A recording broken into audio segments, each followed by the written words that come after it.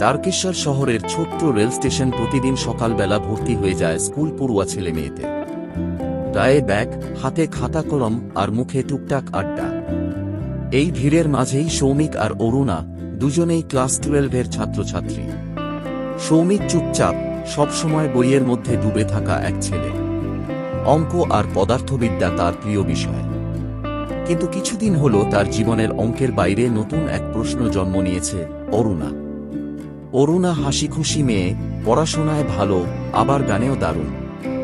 ক্লাসে যখন সে কোনো প্রশ্নের উত্তর দেয়, সৌমিক মনে মনে ভাবে, ইস, আমি যদি ওর মতো আত্মবিশ্বাসী হতে পারতাম। একদিন স্কুল থেকে ফেরার পথে হঠাৎ বৃষ্টি নামল। সবাই দৌড়ে ঘরে ঢুকে গেল, কিন্তু সৌমিকের হাতে ছাতা ছিল না। রেল স্টেশনের শেডের নিচে দাঁড়িয়ে কাঁদছিল। হঠাৎ দেখল অরুণা তার ছাতার অর্ধেকটা বাড়িয়ে দিল। চলো একসঙ্গে হাঁটি, ভিজে গেলে জ্বর হয়ে যাবে, সেই প্রথম তাদের আলাপ। কথাবার্তা খুব সামান্য, কোনো বাড়িতে থাকে, কোনো বিষয়ে ভালো, কিন্তু সেই কয়েক মিনিটেই যেন এক অদ্ভুত সম্পর্ক গড়ে উঠল। এরপর ধীরে ধীরে বন্ধুত্ব বাড়তে লাগল। টিফিনের সময় কখনো একসঙ্গে খাবার ভাগাভাগি, কখনো লাইব্রেরিতে একসঙ্গে পড়া। সৌমিক অঙ্কে অরুণাকে সাহায্য করত, আর অরুণা ইংরেজি রচনায় সৌমিককে। একদিন অরুণা মজা করে বলেছিল, দেখো, আমি যদি পরীক্ষায় ভালো নম্বর পাই, সেটা কিন্তু তোমার জন্য। সৌমিক হেসে উত্তর দিয়েছিল, তাহলে আমিও যদি পাশ করি, সেটা তোমার জন্য। মনে মনে সৌমিক বুঝতে পারছিল, এ শুধু বন্ধুত্ব নয়, এর ভেতরে আরও কিছু আছে। শীতের ছুটিতে তারকেশ্বরের মাঠে বড় মেলা বসেছিল। ক্লাসের কয়েকজন বন্ধু মিলে যাওয়ার ঠিক হল। মেলার ভিড়, নাগরদোলা, ফুচকা আর মিষ্টির দোকানের ঘ্রাণ, সব মিলিয়ে রঙিন এক সন্ধ্যা।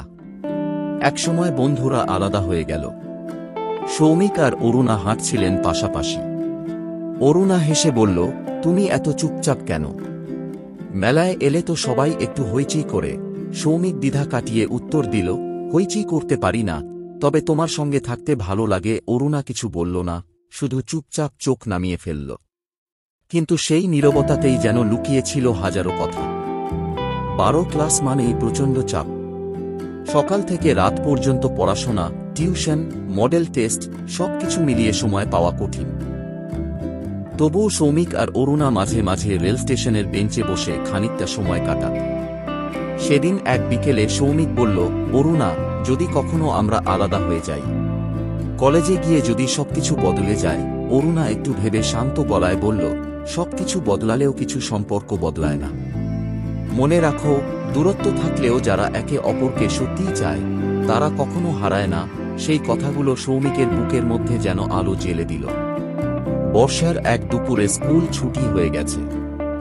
ঝমঝম বৃষ্টি পড়ছে। প্ল্যাটফর্ম প্রায় ফাঁকা, কেবল সৌমিক আর অরুণা দাঁড়িয়ে। ভিজে যাওয়া বাতাসে দুজনেই চুপচাপ। সৌমিক বলল, আমি চাই এই মুহূর্তটা চিরকাল থাকুক। অরুণা মৃদু হেসে তাকাল, কিন্তু কিছু বলল না। তার চোখের ভেতরে লুকোনো উত্তর স্পষ্ট বোঝা যাচ্ছিল।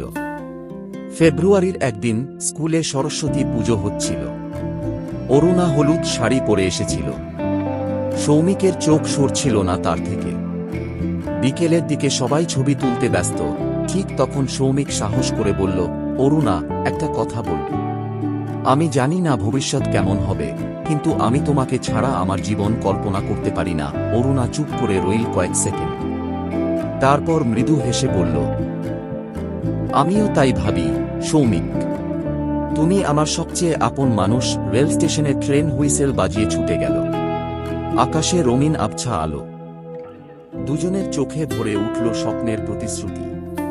হয়তো সামনে পরীক্ষার চাপ, হয়তো ভবিষ্যতের অনিশ্চয়তা, কিন্তু সেই মুহূর্তে তারা নিশ্চিত হল, একে অপরের হাত ছাড়বে না কখনো। তারকেশ্বরের সেই শহরের সাধারণ দুই স্কুল পড়ুয়া একে অপরকে খুঁজে পেল জীবনের সবচেয়ে অসাধারণ অনুভূতিতে, ভালোবাসা।